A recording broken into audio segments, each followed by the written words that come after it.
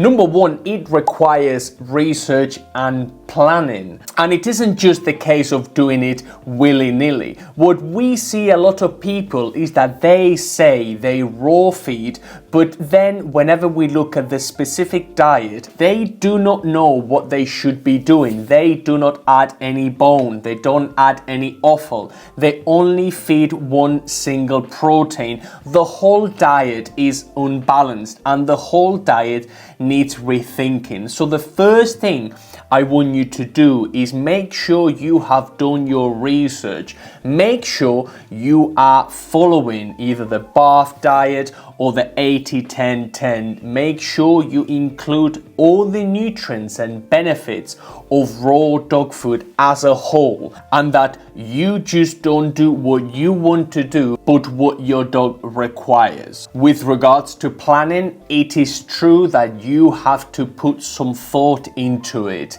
If you are a raw feeder, what you need to do is plan in advance and make sure you have enough food for the next few days, for the next few weeks, and for the foreseeable future. Number two is how time consuming and how much preparation it might need. And this is especially true if you DIY your raw dog food. Sourcing bones, sourcing liver, sourcing spleen and tongue, and green beef tripe, and all these different organs and all these different things can indeed be a bit of a headache. And so for a lot of people, our recommendation is for you to go and buy something that's already pre-made. By you buying something that's already made and ready to go, that will save you a lot of hassle. The hassle of going to the butcher, the hassle of going here, the hassle of going there,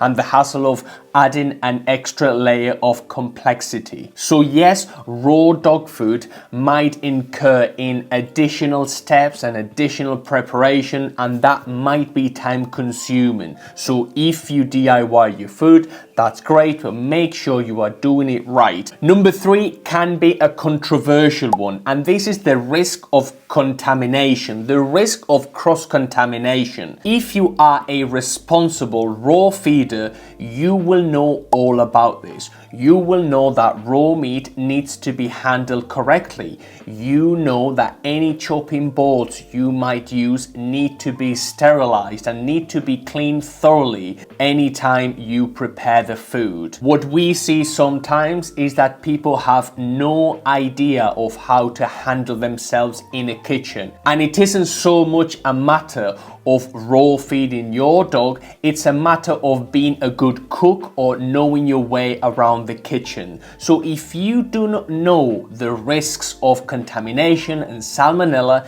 you need to be careful and you need to be responsible. And the majority of people we speak to are indeed very clued up on this and are doing it safely. Number four is related to point number one, and this is any nutritional imbalances that you might be incurring in. The amount of people that come to us, the amount of people that come to our branches and say they raw dog feed, but do not feed any bone. They do not add any offal. They do not add maybe any vegetables. They might not be adding any omega-3 or omega-6s. The amount of people that create these nutritional imbalances is absolutely staggering. And let me tell you something, it isn't the case that they do not want to learn and they don't want to do it correctly. It is the case that they haven't been taught and they don't genuinely know how to do this. So if you are raw feeding your dog, make sure you get all the information you need to not create any nutritional imbalances for your dog, because a bad raw food diet is arguably just as bad as a poor diet feeding kibble or feeding something else. Number 5 has to do with money, and yes, it is true that raw dog food is more expensive than kibble, and it is arguably the most expensive thing you can feed your dog. And let me tell you something, some of the raw food manufacturers those prices are off the charts sometimes. You pay an absolute premium, an unprecedented premium for raw dog food when it is ungranted sometimes. The quality doesn't match the price and the price doesn't match the quality. So the best thing you need to do and understand is that you need to be paying for quality, not marketing. Whilst it's true that you can raw feed on a budget, our advice is always for you to go for the highest possible quality you can afford at a reasonable price, but do not try to skimp, and make sure your raw food manufacturer ticks every single box that there is to tick. Make sure they are regulated and make sure the quality of the ingredients is absolutely wonderful. Because if it isn't,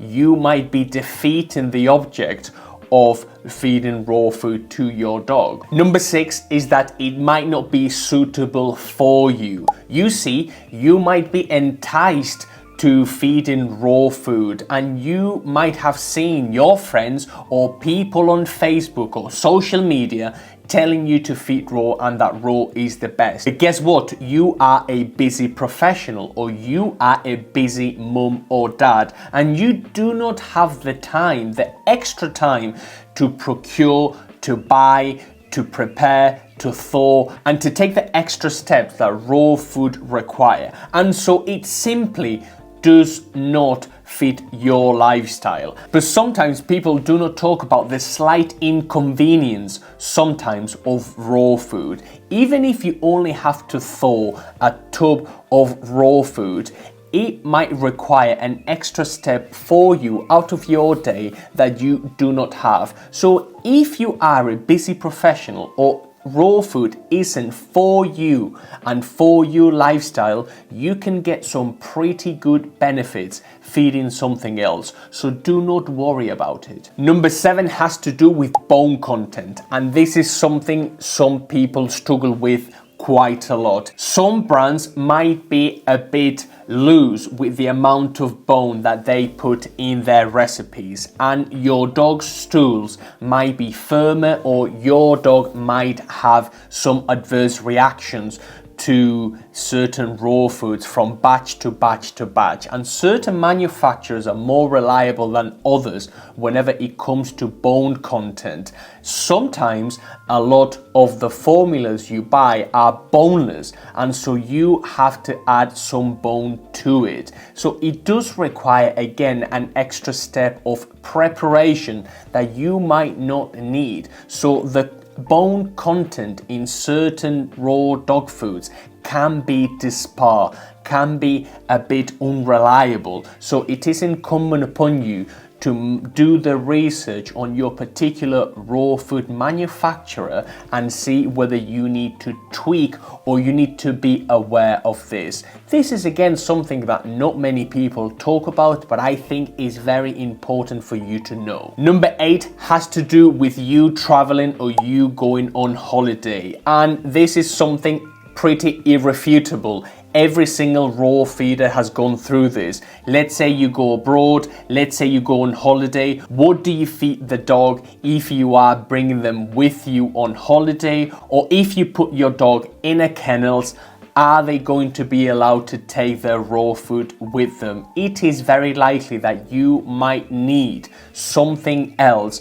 to tie you up whilst you're either away or whilst your dog is away. So again, transporting raw dog food can be a bit of a minefield. Can you actually buy raw food at your destination? That can be another layer of complexity that might arise once, twice, or maybe more if you are lucky to go on holiday a few times a year. Number 9 has to do with certain smells, and this is especially true if you live in a hot country or if your country is going through a hot spell. And yes, it is true that raw food that is left outside, and if left outside, and you cannot tell me that you have never forgotten to leave raw food outside. And number 10 has to do with the potential for parasites and other bugs.